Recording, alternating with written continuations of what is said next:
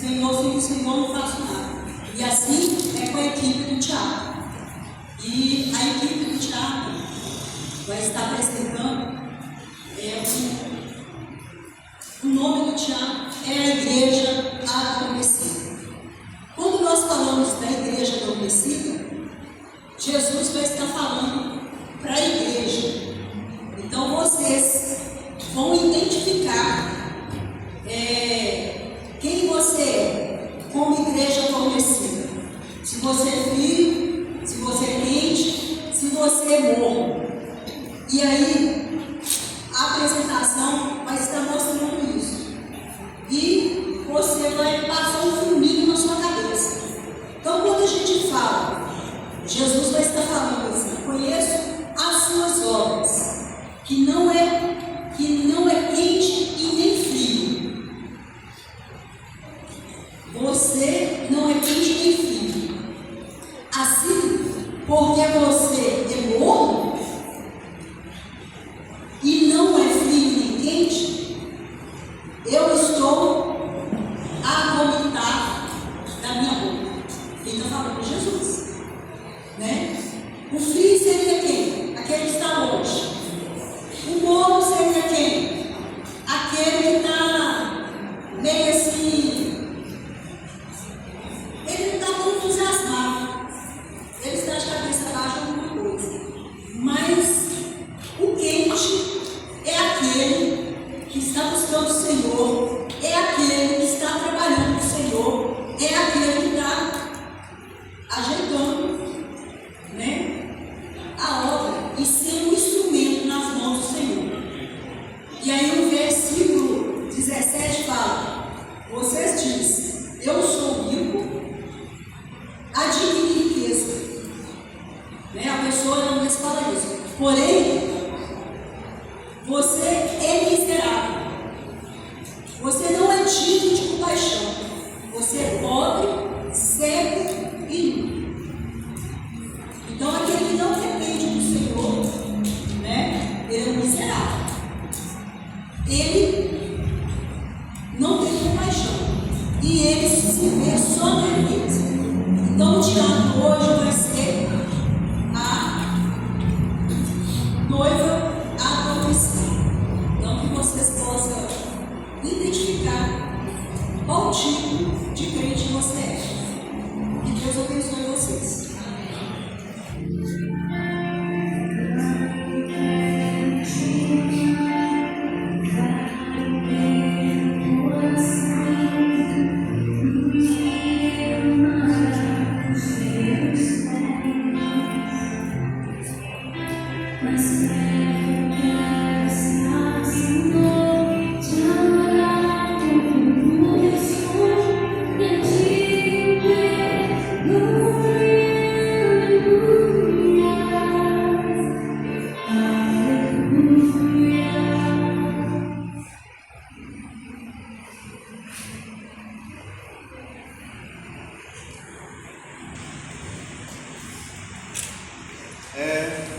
Ultimamente, tenho andado muito triste, sabe?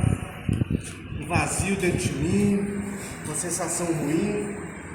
O que está acontecendo nessa cidade, com essa comunidade? O que está acontecendo com essa igreja? Eu vou todos os dias na beira do rio, esperar alguém para falar comigo, fico na praça, mas não chega ninguém. Ninguém se aproxima de mim para conversar, para puxar uma palavra, né? Qualquer coisa, para me dar um abraço. Será que é o meu cheiro de peixe que espanta as pessoas? Eu sou pescador. Será que é meu cheiro? É estranho, viu? O que está acontecendo nesse lugar? Acorda, igreja! São centenas, dezenas, milhares de pessoas nessa comunidade, nessa cidade. Igreja, acorda, igreja! Nós precisamos de você, igreja! Acorda!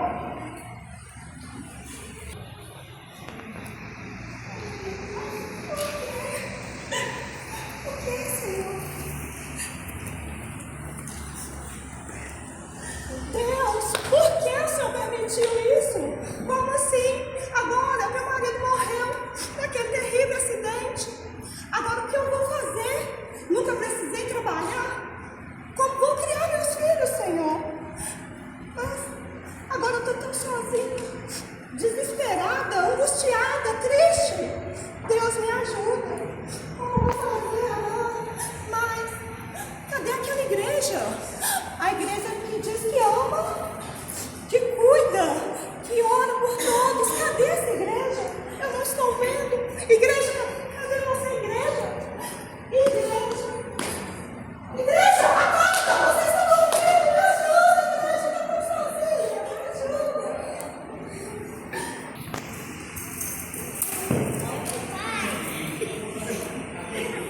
Eu estou desesperado. Eu não consigo dormir. A minha consciência está pesada. Eu sou um político ladrão. Eu sou corrupto. Eu fico comprando voto por bala. Eu não aguento mais.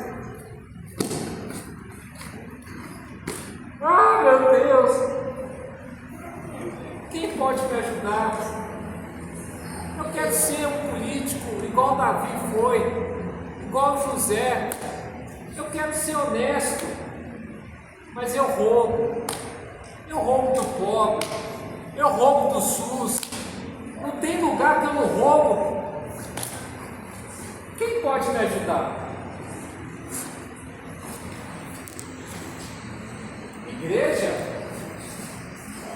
Igreja? Eu preciso de você. Eu quero mudar meu caráter. Só você pode me mudar. Por favor. Mas igreja, por que você não se mexe? Me ajude. Igreja, acorde. Só você pode me ajudar.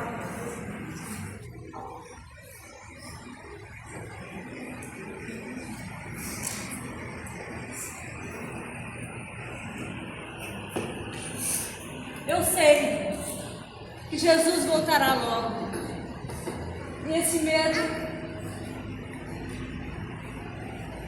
pesa meu coração. Que saudade das bênçãos, das lágrimas de alegria, de sentir a presença do Espírito Santo. Eu era feliz e não sabia. Maldita hora é agora, fora, longe, perdida do caminho do Senhor. Quanto medo, quanto medo, quanto medo do dia da volta do Senhor.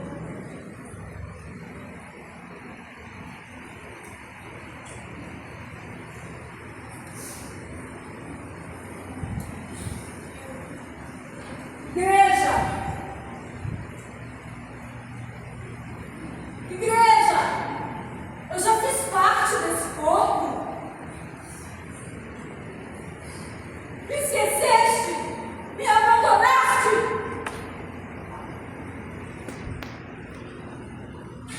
Igreja, por favor, você pode me ajudar?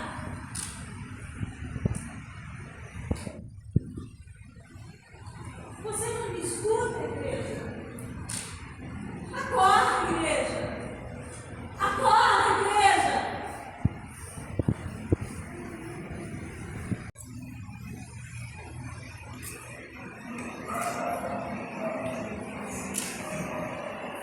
Me ajude, por favor, me dê um pouco de atenção, gente. Eu só quero atenção, eu não quero nada demais. Ei, por favor, me dê atenção. Eu não quero seu dinheiro, suas roupas ou sua comida. Eu só quero me sentir gente igual aquele seu cachorro que você cuida tão bem. Por favor, eu quero me sentir gente amada. Igreja, acorde, igreja. Acorde, eu preciso de você. Você é a única que pode me ajudar, igreja. Igreja!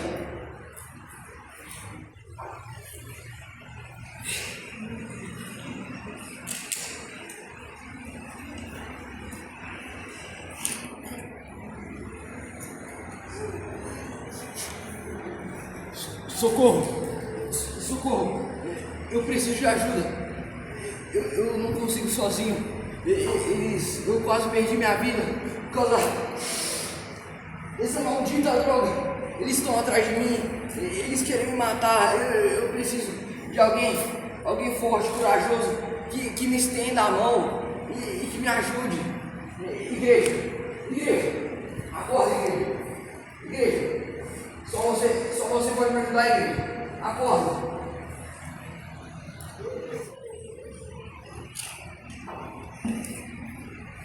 Por favor, igreja, me aconselhe. Eu sou um fracassado. Eu apostei tudo que eu tinha, minha casa, perdi minha família. Por causa dessa maldita jogatina, postei meu carro, minha casa, esse maldito tigrinho, esse pet. perdi tudo. Não tenho mais nada. Eu preciso que alguém me ajude. Alguém pode me ajudar? Igreja, por favor, igreja, me ajude, acorde. Por favor, igreja, eu preciso que você acorde.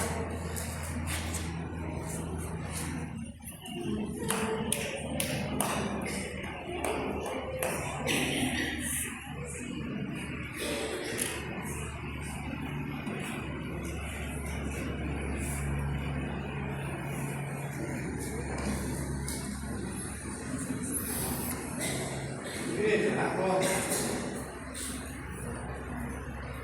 O que está fazendo? Dormindo? Todas essas almas precisam de você? Senhor, são esses fardos. São muito pesados. Eu não consigo carregar sozinha. Entregue seu fardo para mim. Eu vou abençoar que não faz nada.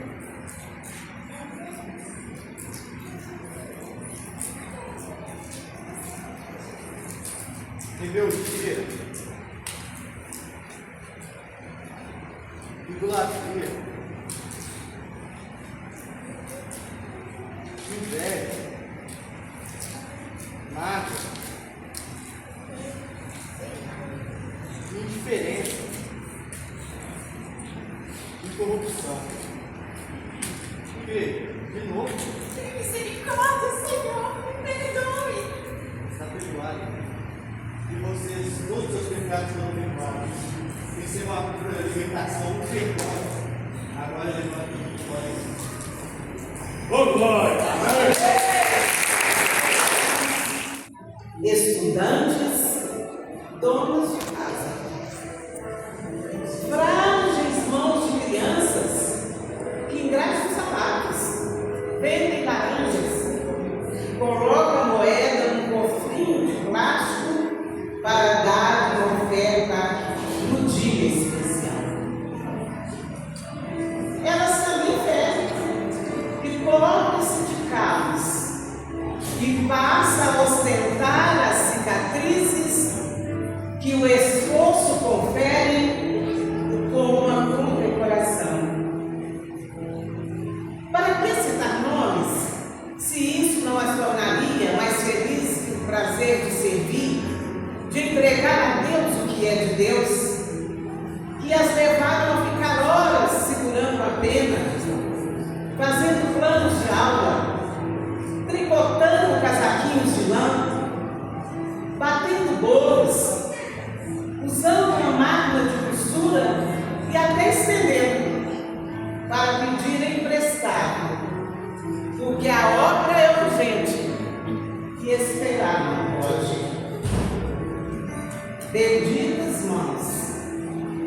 Benditas mãos que nesse instante de lembrança e gratidão, em nome dos doentes que serão curados, das crianças que aprenderão a ler, dos bebês vestidos e alimentados, dos irmãos que no fim do dia, aqueles trabalhadores da seara que receberão o seu salário, dos irmãos humildes que nos altares do sertão, à luz do luar ou das lamparinas, caminham com passos velozes em direção do templo, todo pintado de branco, para dar um mundo muito especial, para agradecer a Deus.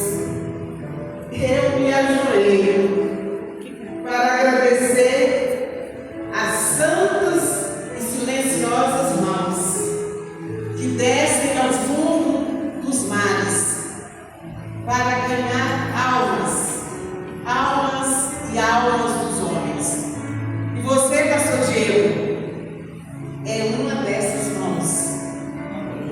Deus o abençoe.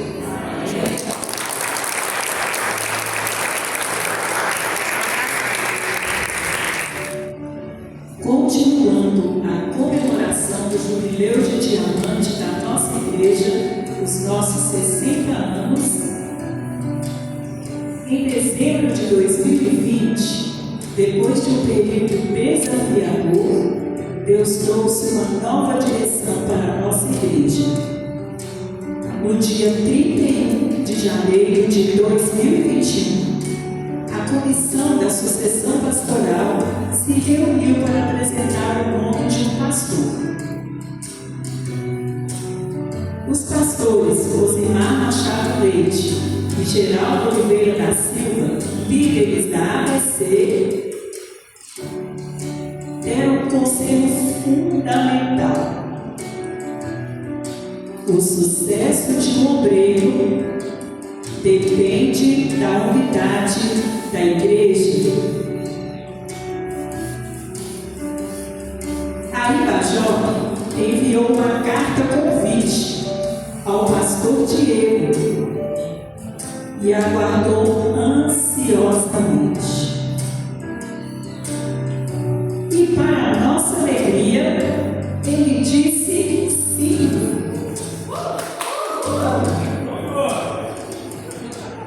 Bênção pura. A posse estava marcada para o dia 20 de março. Mas então, o agravamento da pandemia fez com que nossas atividades presenciais fossem interrompidas no dia 12 de março de 2021. Nossa igreja, porém, não ficou inativa. Tornou-se ponto de recebimento de doações para ajudar famílias atingidas pelas enchentes em Santa Maria de Itabira. E, enquanto as portas estavam fechadas, a igreja permaneceu aberta em cada lar.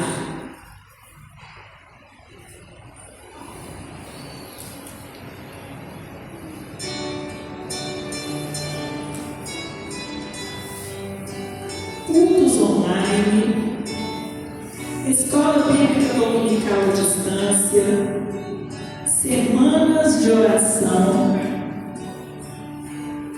quando tivemos inclusive a campanha de missões mundiais, com cantinas drive-thru, entregas de lembrancinhas de Páscoa para as crianças.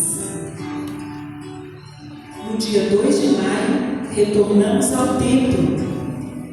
No dia 9 de maio, voltamos com a EBD presencial.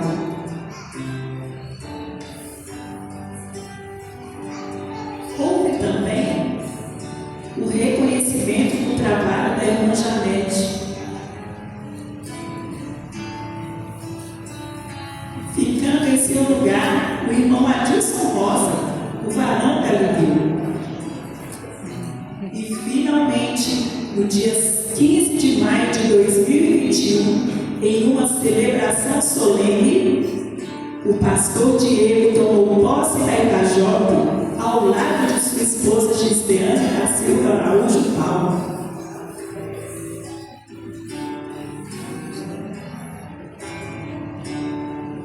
Sob a liderança do pastor Diego, a Ibajop passou por reformas essenciais: restauração do telhado e do fogo, pintura interna, levantamento do muro lateral e reparos na casa pastoral, renovação do piso e do púlpito, colocação de uma placa com horários de cultos e anunciando que Cristo é a única esperança.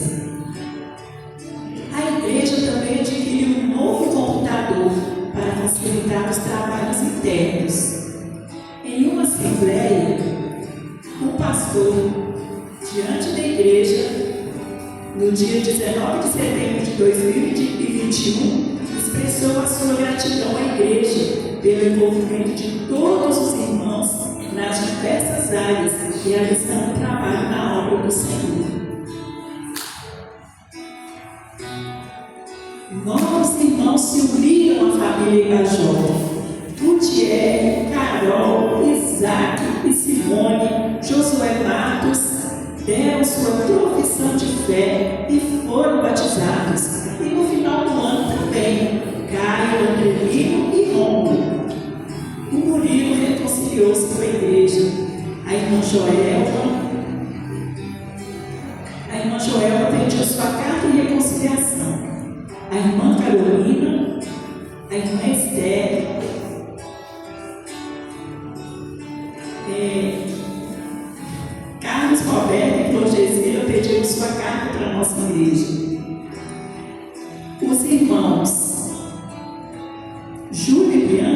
foram aceitos por aclamação. A nossa alegria. Então, agora também estão na glória. Os irmãos Osvildo, Mica, Alvino e Darcy. Agradecemos ao Senhor por suas vidas, pela colaboração deles e pelo amor dispensado a cada um de nós. A igreja intensificou seu compromisso missionário e social no Ministério do Pastor Diego. Campanhas de missões estaduais, bazar solidário e celebre do amor, cultos nos lares e visitas missionárias, curso de música para jovens aos sábados, campanhas de orações antes do culto, bombons missionários, tudo para missões. E para facilitar o transporte, a CUB do INSS leva os irmãos que moram longe e também perto. O Ministério do Pastor Diego trouxe momentos especiais, intercâmbio com a Igreja Batista Alto dos Pinheiros, casamentos, cultos do amigo, carinho, paciência, amor. Eu louvo a Deus e amo essa Igreja Batista do bairro Pinheiro. Deus trilhado uma caminhada muito abençoadora para a minha vida, minha família. Creio que estamos abençoando uns aos outros em Cristo Jesus. Fiquei feliz aqui de ver o Paulo hoje com a voz do locutor apresentando. Agradeço, viu, Paulo? Ele falou o nome da igreja toda, viu, pastor? Falou para a igreja toda, isso mesmo. Irmã Estela, tivemos já a apresentação teatral de irmã Fátima, com a sua equipe, que é um ministério precioso. Não posso estar faltando os nomes, mas tivemos aqui o pescador Andrelino e a apresentação Manto Leonice. Depois tivemos o Marcelo já desde muito tem atuado com excelência. Depois tivemos o Josué, Samuel e o Emanuel. É isso? A Cida também, né? A Cida, meu Deus, a Cida. Também. A Cida, ela faz dupla jornada. Estava aqui, agora já está lá, atuando também. E meus irmãos, a Esther da irmã Fátima. Se fosse eu, a gente ia dormir. Meus parabéns, e através dessa forma cênica, vamos dizer assim, a igreja foi confrontada. Foi confrontada a despertar. Confrontada a buscar da parte do Senhor o renovo espiritual. Foi chamada ao arrependimento. E este, meus queridos irmãos, é o caminho da vitória. Se queremos continuar nos próximos anos correspondendo ao propósito de Deus, anunciando Jesus, nós precisamos estar atentos à voz do Espírito Santo, andando em sujeição a Ele, deixando de ser confrontado, deixando de ser tratado pelo Senhor, para que estejamos em todo o tempo alinhados com a vontade do Senhor. Eu quero te convidar neste momento, você abre a sua Bíblia no livro de Atos dos Apóstolos, no capítulo 13. Atos dos Apóstolos, capítulo 13. Nós leremos a partir do verso 1 ao 3. Quero aqui agradecer pela irmã Janete, ao longo desses dias no Teatro de Sombra, que vai nos emocionando. Eu me emocionava e falava, agora tem que voltar para preparar para a mensagem. Aí emocionava de novo, aí voltava, aí emocionava de novo. Né? A Cida, a Carol e a Helena está na barriga, ainda está já atuando. Reginaldo, louvado seja o nosso Deus. Atos dos Apóstolos, capítulo 13, versos 1 ao 3. E à medida que você for encontrando, quero sugerir que você fique de pé para que façamos a leitura desses 3 versos. A última vez que preguei no livro de Atos aqui nessa igreja foi no dia 22 de novembro do ano passado, e nós encerramos então o capítulo 12 de Atos. E até então nós falamos no final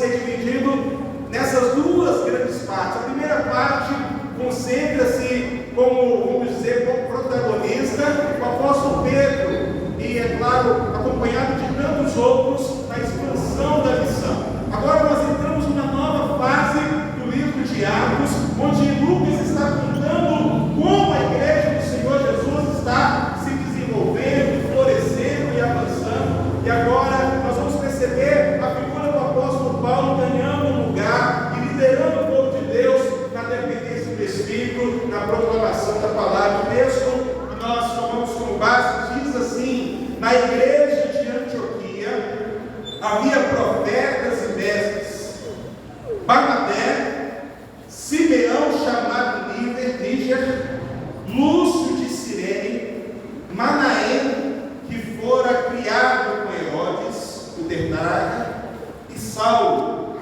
Enquanto adoravam ao Senhor e jejuavam, disse o Espírito Santo: separem-me Barnabé e Saulo para a obra que os tenho chamado. Assim, depois de jejuar e orar, impuseram-lhe as mãos e os enviaram. Feche seus olhos. Senhor nosso Deus, nosso Pai, muito obrigado pela Tua palavra que é viva e eficaz. Muito obrigado por tudo que Teu Espírito Santo já repartiu aos nossos corações nessa manhã. Nessa manhã já fomos instruídos através das classes da escola bíblica. Nessa manhã já louvamos ao Senhor com gratidão e alegria. Nessa manhã já fomos chamados ao arrependimento, ó Deus. E agora, Pai, mais uma vez pedimos ao Senhor a Tua palavra aos nossos corações. Que eu seja somente instrumento do Senhor no compartilhar das verdades eternas da Tua palavra ao coração do Teu povo, e que a Tua palavra possa continuar produzindo transformação de vida. É a oração que eu faço no nome de Jesus. Amém e amém. Os irmãos podem tomar assento. Eu quero meditar com vocês sobre o título Igreja Vencedora. E a igreja do Senhor Jesus, meus queridos irmãos, ela já venceu. Quando ela já venceu? Ela venceu através da obra de Cristo. Venceu na cruz. A morte não pôde deter o nosso Salvador.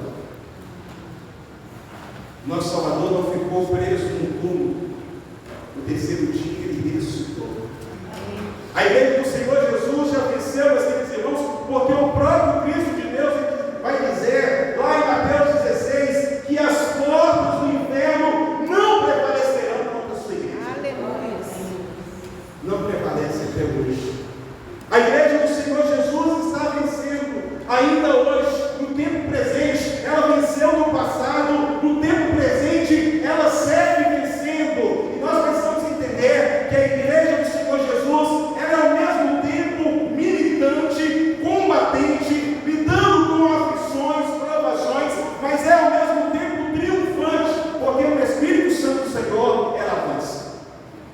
E é interessante que quando estudamos a história da igreja, nós vamos ver martírios, nós vamos ver pessoas tentando abafar a voz dos discípulos do Senhor Jesus, mas a igreja do Senhor Jesus segue avançando. Olhando para a nossa história, a história da Igreja Batista do bairro João Pinheiro, meus queridos irmãos, certamente muitos irmãos têm várias recordações de dias difíceis para cultuar juntos, difíceis na relação com os seus líderes espirituais, difíceis por circunstâncias de enfermidade, difíceis por desapontamento, mas a igreja do Senhor Jesus segue avançando, segue vencendo para a glória do Senhor. É interessante nós entendermos também que, olhando para o futuro, nós podemos entender que a igreja de Cristo, ela vencerá. Ela venceu, ela está vencendo e ela vencerá. Porque quando olhamos para o capítulo 1 de Atos dos Apóstolos, os discípulos estão olhando para o céu. Jesus ressurreto, ele ascende aos céus. E o anjo chega aos seus discípulos dizendo: olha, esse mesmo Jesus que vocês estão vendo ascendendo aos céus, ele voltará.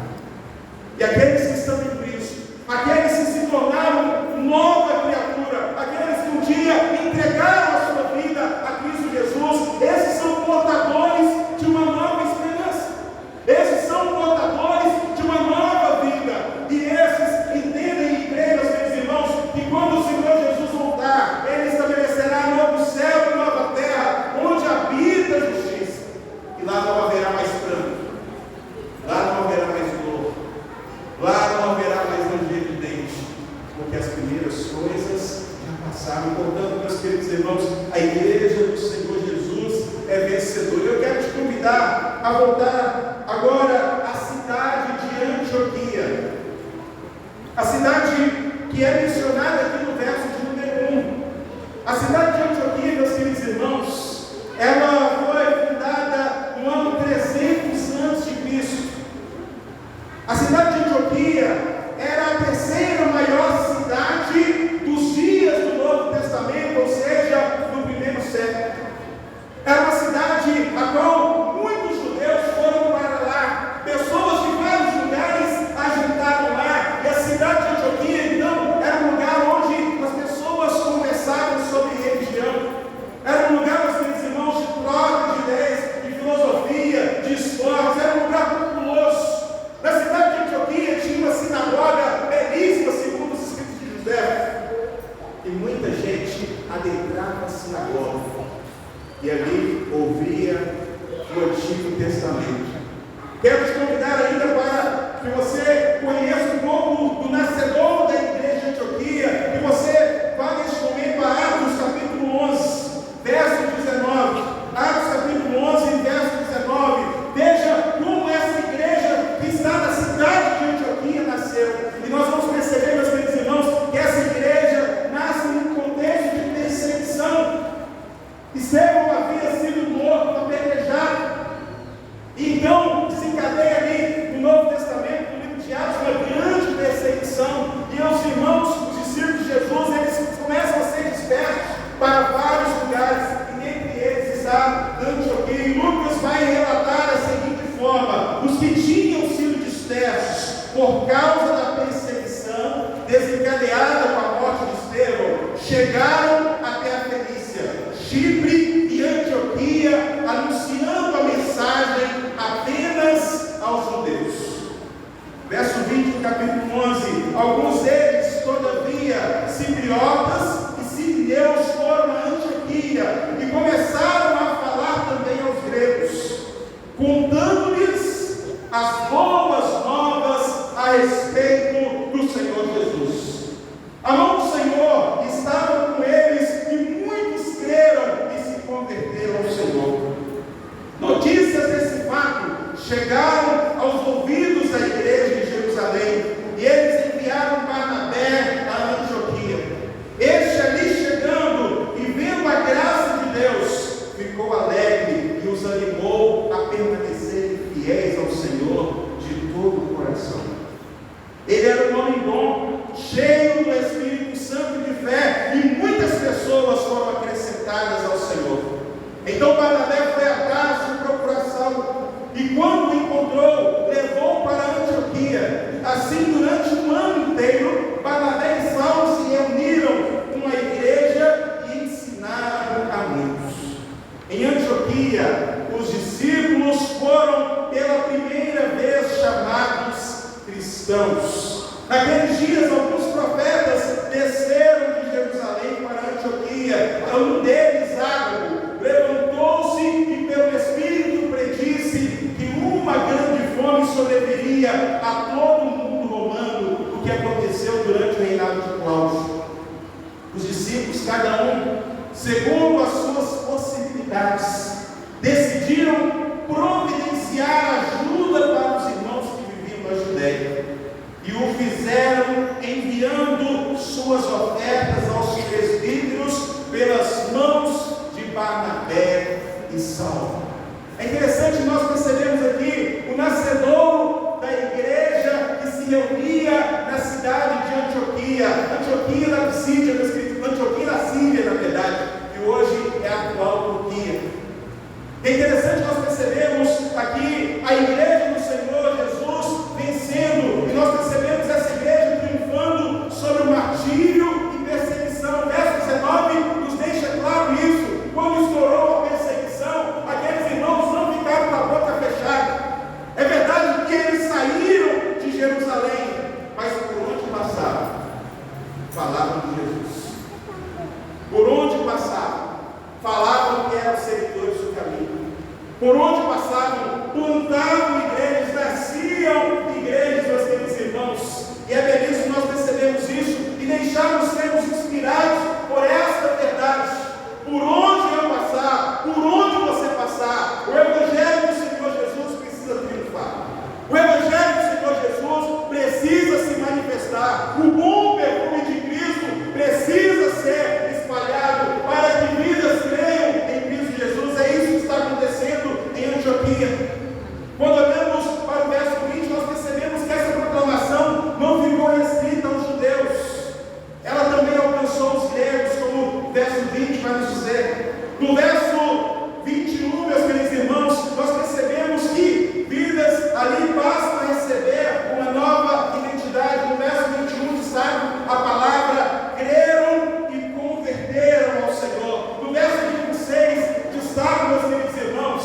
que foi ali em Antioquia que aqueles crentes foram chamados pela primeira vez de cristão. Como as pessoas estão te conhecendo hoje? De que as pessoas estão te chamando hoje? De que você tem cheiro? Qual é a sua identidade? Os crentes, os discípulos de Antioquia eram vistos como cristãos. Foram chamados pela primeira vez de cristãos. E há várias interpretações sobre esse termo. Alguns vão dizer que era uma forma, um jeito de zombar. Um jeito de zombar daqueles que estavam seguindo o caminho. Outros intérpretes vão dizer, aos seus irmãos, que a palavra cristão, no caso, olhando para dentro da comunidade cristã, era uma forma de dizer que aqueles irmãos, eles não eram leais ao imperador, e naqueles dias se prestava culto ao imperador. O imperador não tinha ciúme, ele dividia a adoração com outros deuses de todo o Império Romano. Mas é interessante, o nosso Salvador, ele não divide a glória com ninguém. E esses discípulos, então, seguindo esse entendimento, eles tinham orgulho, a alegria de serem chamados cristãos. Como as pessoas estão te conhecendo hoje? A igreja do Senhor Jesus triunfa sobre a velha vida. A igreja do Senhor Jesus precisa triunfar, meus irmãos, precisa acontecer conversão, precisa acontecer mudança, precisamos ser despertados para transmitir e comunicar vida. Ainda olhando os versos 27 ao 30, eu aprendo, meus queridos irmãos, sobre uma igreja que vence a fome através da unidade e compaixão. Nos dias de Cláudio, no período do reinado de Cláudio, até pelo menos 5 fomes do Império Romano. É interessante que a igreja do Senhor venceu aqueles momentos difíceis através da unidade e da compaixão. Essa é a igreja de Antioquia, uma igreja vencedora. O povo de Deus estava vencendo naqueles dias, e eu quero te convidar então a voltar agora ao capítulo 13 de Atos dos Apóstolos, para que vejamos, meus queridos irmãos, as marcas de uma igreja vencedora. O relógio não é meu amigo hoje, mas tem almoço da igreja. Quais são as marcas de uma igreja vencedora? Essa pergunta que quero fazer é esses 3 versos que tomamos como base para a nossa meditação nessa noite. Em primeiro lugar, meus queridos irmãos, uma igreja vencedora está atenta à voz do Espírito. Verso 2 vai dizer: enquanto adoravam ao Senhor e jejuavam, disse o Espírito Santo. O que é que o Espírito Santo disse? Separem-me Barnabé e Saulo para a obra que tenho chamado. Uma igreja vencedora ouve a voz do Espírito Santo de Deus. Ela está conectada, ela está com o seu roteador espiritual, vamos dizer assim, conectado. Voltando a ela, a lógica, ela está sintonizada com o Espírito Santo de Deus, ou olhando para a linguagem bíblica, ela está unida a Cristo, ela está na comunhão do Espírito Santo, e por isso pode ouvir a voz de Deus. Uma igreja vencedora, ela está sensível à voz do Espírito Santo. E é interessante que no texto em português nós não temos muito a percepção do tempo que o Espírito Santo fala, mas a ideia no texto grego é no sentido de urgência. Há uma energia ou uma ênfase nessa expressão, como o Espírito aqui diz a esses irmãos: separem Saulo e Barnabé para a obra que eu tenho chamado. E há coisas na vida da igreja, meus irmãos, que são urgentes. Há coisas nas nossas vidas que são para ontem. Mudanças de vida. Nós precisamos despertar do sono, meus queridos irmãos. Nós precisamos nos humilhar diante do Senhor. Nós precisamos converter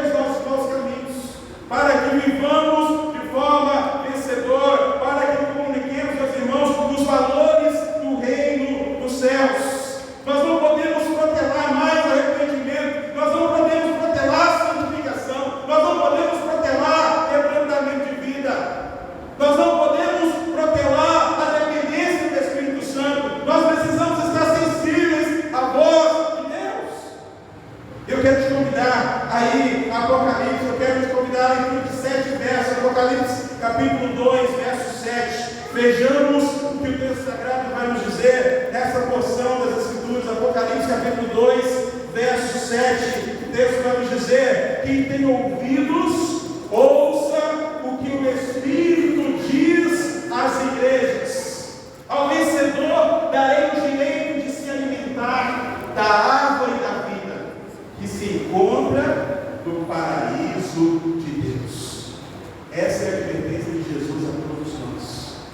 Quem tem ouvidos, ouça o que o Espírito diz às igrejas. Verso 17 vai também trazer essa advertência: quem tem ouvidos, ouça o que o Espírito diz às igrejas. Somente a parte A. Agora o verso 29 do capítulo 2: quem tem ouvidos, ouça o que o Espírito diz às igrejas. Agora no capítulo 3, verso 6: quem tem ouvidos, ouça o que o Espírito diz às igrejas. Verso 13 do capítulo 3: quem tem ouvidos, ouça o que o Espírito diz às igrejas. Verso de número 22: quem tem ouvidos, ouça o quê? A palavra do Senhor nos diz hoje: se ouvides a minha voz, não endureçais o vosso coração. Não endureçais o vosso coração. Não continueis adormecidos. Não continueis insensíveis à voz do Senhor. Meus queridos irmãos, nós precisamos entender que nós vivemos num tempo, numa sociedade de pluralidade de ideias. Disse na introdução que Antioquia era um lugar de discussões filosóficas. Disse que Antioquia era um lugar de paganismo e de sincretismo religioso. E não é diferente nos nossos dias. Não é diferente nos nossos dias, meus queridos irmãos. E observe que Paulo vai dizer em 1 Timóteo capítulo 4, verso número 1, o Espírito diz claramente que nos últimos tempos alguns abandonarão a fé e seguirão espíritos enganadores e doutrina de demônio. Nós vivemos esses dias, meus queridos irmãos, onde pessoas estão ouvindo espíritos enganadores, ao invés de submeter e sujeitar ao Espírito de Deus. Vivemos num contexto, meus queridos irmãos, de antropocentrismo, onde o ser humano está sendo colocado no centro, onde ao invés de cantarmos grandioso és tu, as pessoas estão hoje cantando que o ser humano é grandioso, a glória é do ser humano, e que tudo tem que dar certo para o ser humano. Não é esse o Evangelho do nosso Senhor Jesus. O Evangelho do Senhor Jesus nos chama ao arrependimento. O Evangelho do Senhor Jesus, tal qual está, como nós cantamos hoje, que tudo que há dentro de nós precisa ser mudado, precisa ser transformado e conformado à imagem de Deus. E quando o Espírito Santo fala aos nossos corações, e quando damos crédito a essa palavra, a voz do Espírito Santo, meus queridos irmãos, nós vamos nos tornar cada vez mais parecidos com Cristo. As obras carnais vão perdendo o protagonismo, vão perdendo. Estive atento aqui à cena onde o Emanuel, representando Jesus, ele vai tirando a sacola aqui, as obras carnais. Cadê o Emanuel? Ele vai tirando aquela sacola, as obras carnais, e transformando. Quando estamos ouvindo a voz do Espírito, o Emanuel está ali. Quando vamos ouvir a voz do Espírito, as obras carnais são removidas da nossa vida. O velho homem vai sendo crucificado e nós nos tornamos cada vez mais parecidos com Jesus. Quando damos crédito à voz do Espírito, meus irmãos, a igreja do Senhor Jesus proclama com alegria e ousadia as boas novas de salvação. Quando ouvimos a voz do Espírito, a igreja do Senhor Jesus é consolada e vive em paz e unidade. E toda vez que nós não damos crédito à voz do Espírito, nós nós retrocedemos. Quais são as marcas de uma igreja vencedora? A primeira marca é que essa igreja dá voz, ou está atenta à voz do Espírito. Em segundo lugar, meus queridos irmãos, a igreja vencedora, ela se consagra a Deus. O verso 2 ainda na parte A vai dizer: enquanto adoravam ao Senhor e jejuavam, enquanto prestavam culto ao Senhor. É interessante, meus queridos irmãos, que a Bíblia, na Almeida, século 21, vai trazer o seguinte texto: enquanto cultuavam. A NVI vai trazer enquanto adoravam, ou seja, enquanto aquelas pessoas estavam prestando serviço a Deus. E é interessante que o culto prestado ao Senhor, ele é um ato onde nós oferecemos a nossa vida como sacrifício vivo, santo e agradável a Deus. Nós não viemos aqui, meus queridos irmãos, para ver se a música está boa. Nós não viemos aqui para ver se o ventilador está funcionando. Nós não viemos aqui para ver, o pastor pregou legal, o pastor estava de gravata, sem gravata. Não, nós não estamos aqui para essa finalidade negativa. Nós estamos aqui para oferecer as nossas vidas como sacrifício vivo, santo e agradável a Deus, para adorar ao Senhor, para exaltar ao Senhor. E é isso que esses irmãos estão fazendo. E enquanto a igreja do Senhor Jesus fizer isso, ela vencerá. E aqui a aplicação prática para nós: valorize cultos presenciais, valorize, meus queridos irmãos, o ajuntamento do povo de Deus durante a semana, os cultos matutinos, os cultos da noite. Valorize e priorize sempre que possível, esteja em comunhão. Eu sei que hoje nós temos um farto material no YouTube e em várias plataformas de pregação, de louvor, mas é diferente. Ali, via de regra, somos assistentes. E eu não estou falando para você parar de ouvir e assistir. Eu estou dizendo que a sua caminhada de consagração ficará incompleta se você ficar restrito a isso. Porque você não oferecerá o seu culto a Deus, você não irá se consagrar ao Senhor da forma apropriada. O culto é encontro, o culto é ajuntamento. E o salmista no Salmo 122, verso 1 vai nos dizer: alegrei-me quando me disseram. Amém. E é dessa forma que a igreja se consagra também através do culto público. E no culto público, meus irmãos, como somos imperfeitos, há diferenças, há desencontros, mas Deus usa também isso para tratar o nosso coração, para nos moldar. E toda vez que você sair meio chateado da igreja, talvez você não esteja tão parecido com Cristo como deveria. Eu também, de igual modo. Isso é um indicador: preciso crescer, preciso melhorar na fé. No culto nós somos edificados, no culto nós somos confrontados, no culto podemos avançar servindo ao Senhor. Esse verso de número 2 também vai nos mostrar, meus queridos irmãos, sobre a consagração de vida através da prática da oração e do jejum. É interessante que essa prática está atrelada aí nos versos ou nos relatos de Atos. Sempre a palavra oração e jejum ou adoração, ela está andando junto. É interessante que toda vez que você para de orar, você peca. Toda vez que você parou de orar, você vai pecar. Porque a Bíblia vai dizer: orai sem. Então, quando você peca, porque você desconectou com o Senhor, parou de pensar nas coisas do alto para pensar nas coisas terrenas. Aqui também nos fala acerca da prática do jejum. E como o relógio é muito inimigo, meus queridos irmãos, agora nós vamos sintetizar um pouco mais. O texto vai nos dizer sobre a prática do jejum, e nós precisamos entender que hoje a prática do jejum ela foi esvaziada daquilo que é o sentido ou o propósito de Deus. A prática do jejum hoje ela foi esvaziada do propósito pela qual ela foi estabelecida. E depois você pode ir a Isaías 58 e você tem ali uma descrição sobre como deve ser feito o jejum a Deus. O jejum não pode ser confundido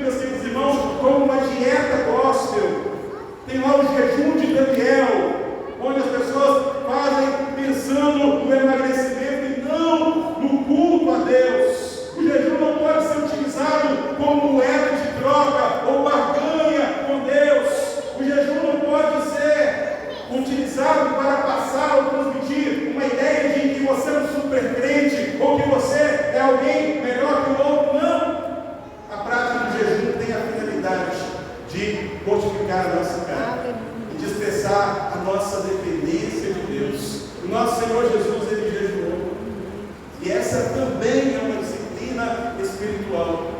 Essa também é uma disciplina a qual nós podemos fazê-la junto com a oração, junto com a palavra de Deus. E nós precisamos investir tempo em consagração ao Senhor. Em terceiro lugar, meus queridos irmãos, eu aprendo também que uma igreja vencedora é formada por servos. Observe o verso número 1 do capítulo 13 de Atos. O verso número 1 vai nos fazer a menção de 5 homens que serviam naquela igreja, que ministravam naquela igreja. Verso 1 vai dizer: havia na igreja de Antioquia profetas e mestres, Barnabé, Simeão chamado Níger, Lúcio de Cirene, Manaém, que tinha sido criado com Herodes, o tetrarca, e Saulo. Observe que esse texto não fala quem é profeta e nem fala quem é mestre. Outra curiosidade que esse texto nos apresenta, meus queridos irmãos, que aqui faz menção de um Herodes que foi aquele que deu ordem para decapitar João Batista. Observe que nessa lista há pessoas de várias localidades, homens da África, pessoas de algumas localidades, e observe o que o Espírito Santo faz. Ele ajuda pessoas diferentes, de culturas diferentes, de origens diferentes, para prestarem culto a Deus e para anunciar o Evangelho. E essa lista representa a unidade do povo de Deus. Os profetas aqui nesse contexto eram homens itinerantes, eram homens que iam por vários lugares, lia o Antigo Testamento, chegava na sinagoga, lia o Antigo Testamento e aplicava a Jesus, mostrava Jesus às pessoas. Via de regra, os profetas no livro de Atos são proclamadores itinerantes da palavra de Deus. Lá no capítulo 11 nós encontramos isso. Os mestres eram também pessoas dadas pelo Espírito da igreja para instruir, para que aqueles irmãos permanecessem firmes na fé. É interessante, meus queridos irmãos, que uma igreja que permanece, uma igreja que vence, uma igreja que trabalha, é uma igreja, meus queridos irmãos, que possui servos que procuram oferecer os seus dons e talentos ao Senhor. Mas por fim, meus queridos irmãos, em quarto lugar, uma igreja vencedora, ela é aquela que envia aqueles a quem o Espírito Santo chama para a realização do seu ministério. Lembra a história da Igreja Batista de João Pinheiro? Pude ter a felicidade de encontrar lá a menção do pastor Oliveira de Araújo.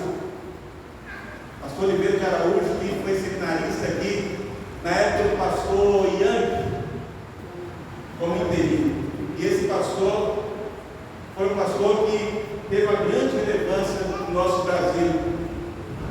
Lembra a história, Marcelo? Vi lá a menção do irmão e pastor Josias Teófilo, também consagrado também por essa igreja, que trabalhou muito. Também vi a menção do pastor Josias Bispo, esposo da irmã Dinaldo. Vi também, meus queridos irmãos, a menção de outros servos do Senhor que foram levantados e enviados por essa igreja, serviram aqui e depois foram enviados. Na história mais recente, nós temos lá o pastor Hudson, que está lá em fora, que passou por aqui também. De alguma forma, os irmãos participaram. Certamente os irmãos oraram, e há vários outros, e isso é sinal de maturidade. Uma igreja vencedora é uma igreja não apenas que recebe pessoas, mas que também envia pessoas para a realização da sua obra. Às vezes nós queremos só receber, nós só queremos para nós. E às vezes temos dificuldade, meus queridos irmãos, com as campanhas de missões. Às vezes a gente pensa tanta coisa para fazer aqui e nós estamos preocupados com missões. Mas quando nos envolvemos com a obra missionária, nós estamos anunciando o Evangelho, nós estamos sustentando as provas, nós estamos avançando. E uma igreja vencedora é uma igreja doadora, é uma igreja que envia. Aplicando esse verso à nossa realidade local, o meu desejo de oração é que você tenha a seguinte consciência: consciência de que todo dia que você sai do culto, você está sendo enviado. Enviado para pregar o Evangelho. Enviado na sua casa. Às vezes as coisas do seu lar não estarão fáceis, mas é lá que você precisa testemunhar. Na sua vizinhança, meu querido irmão, ali você precisa testemunhar. E nós precisamos entender que nós nos reunimos para adorar a Deus, para nos consagrar, mas ao sairmos das portas, saímos para anunciar o Evangelho. E louvado seja Deus, meus irmãos, que já temos experimentado isso. A irmã Carol e o irmão Guti tem um testemunho recente de uma irmã que decidiu reconciliar com o Senhor, a Sandra, através do culto dos seus lares. Eles nem imaginavam que isso ia acontecer, nem percebiam que estavam sendo observados como servos do Senhor, mas a igreja estava ali presente. E aquela irmã que creio que tão logo estará também começando a sua caminhada conosco, ela ouviu o Evangelho. Meus queridos irmãos, um sonho pessoal, e quem sabe você podia orar por isso também, é que tivéssemos cultos nos lares simultâneos, vários pregadores, vários irmãos em vários lugares ajudando. Você pode chamar isso de culto, você pode chamar isso de célula, você pode chamar isso de pequeno grupo, mas entenda que quando isso acontecer, a igreja estará fazendo semeadura abundante, a igreja estará expandindo, a igreja estará enviando pessoas para que possamos avançar e o nome de Cristo Jesus seja glorificado. Amém. Vamos ficar de pé neste momento, meus queridos irmãos, e eu vou parar por aqui, assim abruptamente, senão a gente vai pregar mais. A igreja do Senhor Jesus venceu. Glória a Deus. A igreja do Senhor Jesus vence. E a igreja do Senhor Jesus vencerá. E isso se torna realidade em nossas vidas quando estamos atentos à voz do Espírito. Isso se torna realidade em nossas vidas, meus queridos irmãos, quando nos consagramos ao Senhor. Isso torna realidade em nossas vidas quando pessoas se colocam à disposição de Deus para usar e empregar os seus dons e talentos na obra do Senhor. Isso acontece quando estamos dispostos a enviar pessoas para pregar em vários lugares. E eu quero convidar toda essa igreja vencedora aqui à frente. Nós vamos tirar a foto dela agora. Todos os irmãos estão de pé, vamos vir para cá e posicionar. Nós vamos tirar uma foto e vamos orar. Tem um pedido de pausa aqui, orientação. Nós podemos aguardar 2 segundos, essa foto? Ok. Irmã Janete?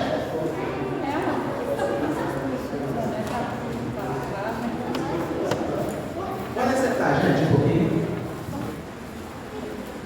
Vamos dar sequência essas comemorações dos 60 anos da nossa igreja. A palavra de Deus nos ensina, lá em 1 Timóteo 5, sobre a segunda parte, que digno é o obreiro do seu salário. E nós sabemos que nenhum presente pode recompensar o valor de um ministério. No entanto, como demonstração de carinho e gratidão, queremos te entregar esta singela lembrança que simboliza o nosso reconhecimento e apreço pelo seu pastoreio entre nós. Amém? Amém.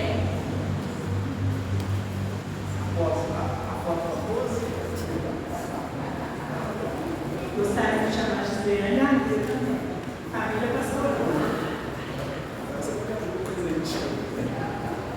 E são lembranças simples, mas são mimos que a igreja toda está dando, assim, oferecendo, dando com carinho, com amor, com coração para a nossa querida família pastoral. Tá?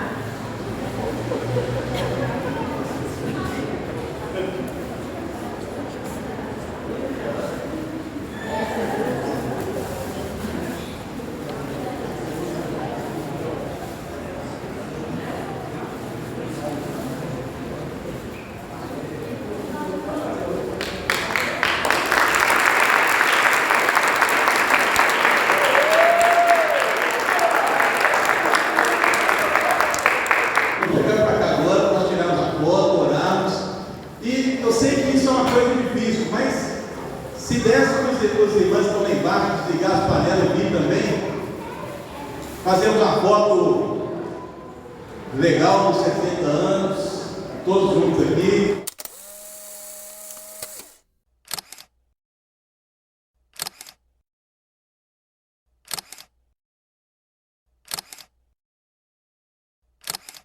As necessidades de cada um do teu povo, Deus. Agradecemos pelo almoço que já foi preparado, agradecemos por este tempo de comunhão e que a tua igreja possa seguir avançando, glorificando teu santo nome. Nós oramos em nome de Jesus. Amém. Atenção! Como o Reginaldo falou, aqui continuam as comemorações dos 60 anos da Ibajó. E nós queremos deixar aqui uma mensagem para o pastor e família de novo. O Reginaldo já deixou lá em cima, não deixar de novo aqui. Queremos nesse instante prestar uma justa homenagem àquele que Deus tem usado como instrumento para guiar a nossa igreja nesse tempo, o nosso pastor Diego Nonato de Paula.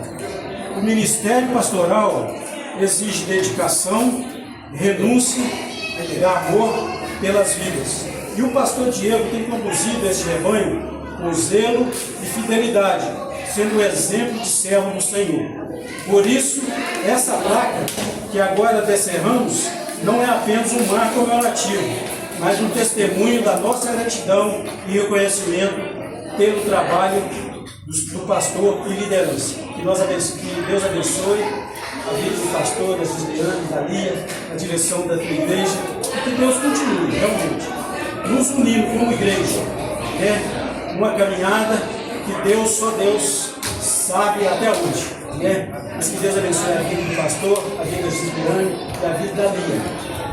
Vamos aplaudir o pastor? Gisliane, segundo lado, pastor de hoje.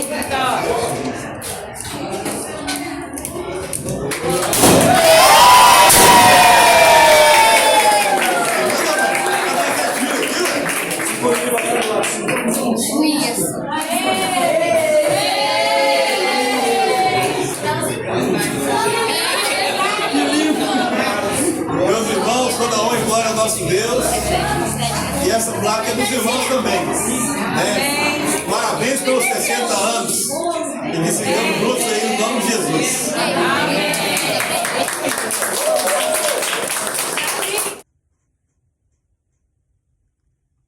Bom dia, o meu nome é Chris Davenport. Você não me conhece, mas eu sei um pouco sobre você. Meu pai é Bill Davenport. Ele foi o pastor fundador da sua igreja. Em 1963, ele, minha mãe e meus 4 irmãos vieram dos Estados Unidos para o Brasil como missionários batistas. Esta foi uma aventura muito emocionante para nós e realmente mudou nossas vidas. Não sabíamos, quando chegamos, em que lugar do Brasil serviríamos, mas logo Deus chamou meu pai para Belo Horizonte como plantador de igrejas. Eu tinha apenas 9 anos, mas tenho ótimas lembranças daquela época. O meu pai era carpinteiro. Ele trabalhou na construção do prédio e dos bancos. Minha mãe era uma esposa de pastor maravilhosa e trabalhava com as crianças e também tocava o piano. Uma coisa que nunca esquecerei é como Deus se tornou real para mim numa noite na igreja João Pinheiro. Foi lá que eu vi e entendi o Evangelho e aceitei a Jesus como meu Salvador e fui logo batizado. Foi lá que começou a minha jornada cristã. Estou muito feliz por vocês, membros da igreja João Pinheiro, por completar 60 anos de ministério. Eu sei que a sua presença na comunidade por esses muitos anos mudou vidas e fez grande diferença no reino de Deus. Vocês têm sido fiéis a Deus para continuar servindo a Ele e servindo uns aos outros. Eu gostaria tanto de estar lá com vocês, com meus 4 irmãos, celebrando e louvando a Deus por tudo o que Ele fez através de vocês. Talvez um dia poderemos, quem sabe. O Bill Davenport nunca se esqueceu do Brasil ou de João Pinheiro. Foi realmente um dos melhores momentos no seu ministério. Depois de retornar aos Estados Unidos em 1968, ele pastoreou várias igrejas e trabalhou como conselheiro familiar. Para Bill, as coisas mais importantes na vida eram sua fé em Cristo e seu amor por sua família. Meu pai faleceu em 2010, aos 80 anos. Embora nunca se retornou, ele amava o Brasil e os brasileiros. Também gostava muito da comida mineira. Mas o legado do Bill se estende além de João Pinheiro e dos poucos anos que vivemos no Brasil.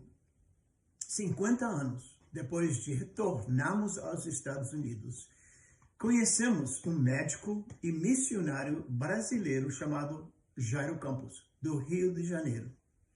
Ele tinha uma visão de fazer parcerias com igrejas americanas para plantar igrejas no Brasil e treinar pastores brasileiros. Há 20 anos agora, este projeto, chamado Projeto 70, tem plantado mais de 50 igrejas em Minas Gerais, Bahia e Santa Catarina. O P70 também oferece educação teológica gratuita a dezenas de homens e mulheres do Brasil e até em Moçambique. Bill ficaria muito feliz em saber que sua igreja João Pinheiro continua forte e fiel ao seu chamado e ao seu Senhor. É uma grande alegria saber que nosso Pai desempenhou um pequeno papel no seu sucesso. Ele foi o primeiro de muitos líderes que seguiram a direção do Senhor. E agradecemos a Deus por cada um de vocês e oramos que continuem fiéis ao Evangelho de Jesus. Espero vê-los em breve, se não aqui, então lá no céu. Que Deus os abençoe e continue abençoando a Igreja João Pinheiro. Deus abençoe vocês. Tchau, tchau.